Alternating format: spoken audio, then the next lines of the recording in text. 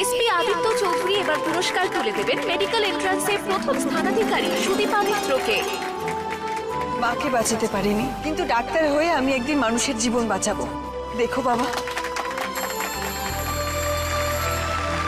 What? আমরা এখনই move করছি। আশ্চর্য, পুরস্কারটা দেওয়ার সময়টুকুও নেই। আমার কাছে ডিউটি ফার্স্ট। বাবা, তুমি তাড়াতাড়ি ফিরবে তো? Come on quick sir. তুমি কোথায় আদিত্য? এখন আপনার দেরি হচ্ছে না বুঝি? পরমা, আমি ডিউটিতে আছি।